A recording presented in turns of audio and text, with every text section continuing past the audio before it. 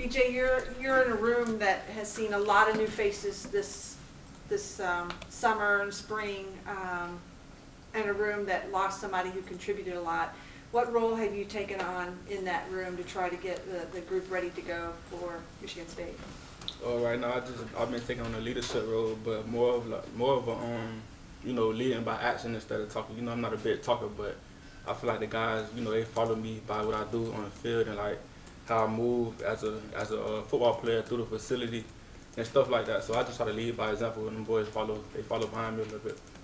You come from a school with a lot bigger players and a lot more notoriety. Are you starting to see the progression of the same DNA in the players that are coming here now? Yeah, because a lot of players, they come from, other big-time schools, like EJ coming from West Virginia, and, I feel like they starting to adapt, but even the culture is just turning into that, more of like a, even though FAU is not a big name to some people, but I feel like our culture is turning us into a big name, and like, the stuff that we're doing, the work that we're putting in is turning us into the name that we want to be. BJ, I'm curious, so what would you say probably is the biggest difference in the culture from year 2 right now and year 2 in the Willie Taggart era? Just, it's coming down to just buying in. I can say that with the Willie Taggart era, it wasn't a lot of buying in. People doing their own thing, not really, taking the coaching as well. But I can say with Coach Herman, people starting to buy in. That's it. Nothing too crazy, nothing different. But we just buying into the coaching. And with a ton of new in that wide receiver depth room, how are you kind of trying to separate yourself on the field to potentially win that starting role? Just don't do too much, don't do too little. Just fall back on my work and just work hard. You can't beat work. Like that's what comes down to it the most. The work I put in, I feel like it's gonna show when times get tough and when we in day 8, 9, 10 of camp.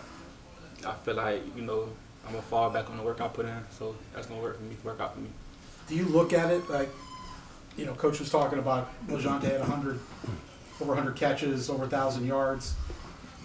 That production is going to have to be taken up by somebody. Do you look at it that there's a lot of catches available and I just got to go get some along with some other guys? Nah, that's how I feel. Like the other day, they asked me, did I have some goals in mind? Like, of course, like me, LeJohntay. Oh yeah, he asked me, did I have some goals in mind? Like, and I still talk to LeJohntay to this day, and like I talked to him and he told me go get that. Like, go get those balls. I'm not here to catch. So I gotta just, not take over his role, but just come in filling a void that he left. So. BJ, in this day and age now, you're going to have this kind of turnover every year. There's going to be a lot of turnover every year. Mm-hmm. Someone Who's been in the system, who's been now through 2 coaches, but is coming back from last year with first year Coach Herman. Are the new players, does it take time for a player to learn a new system, or do you think these players come in, the coaches target guys who they feel will fit the system, and it's kind of seamless?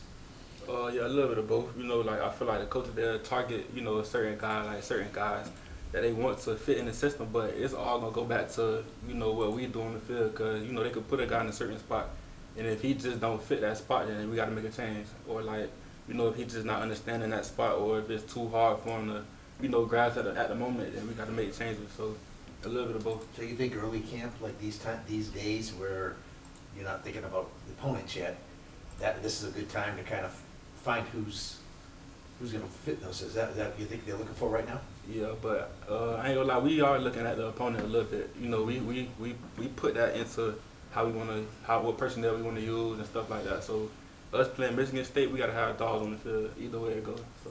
As someone who's been here for a while, those new guys that are trying to acclimate, the culture at FAU, how do you yourself, try to help them with that?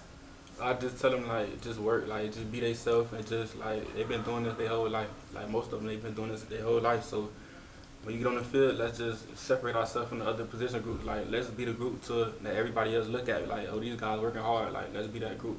And within the wide receiver room, have you noticed any of those newcomers, like, really impress you with how they've asserted themselves since they got here? Yeah. Majority of the whole group, like, them boys really work. Like, nobody is falling off. Like, we don't have to call nobody to come get extra work in. Like, we all on the same page right now. So it's a good feeling to see everybody, you know, on the same page. 'Cause we got big goals in mind, so week 1 we should be ready. And PJ, in terms of the quarterback position, obviously it'll probably come down to Cam or Ty. How have they been gelling with the wide receiver room? Is there, out of those two, is there kind of a leader, or are they both equally as gelled? Well, I can say Cam, he got more of a, you know, the leadership down pat. I feel like he was a starter at Marshall, so, you know, he got some stuff, you know, some games under his belt, so he know how to really lead the team. But, you know, Tyreek, he's not too far behind.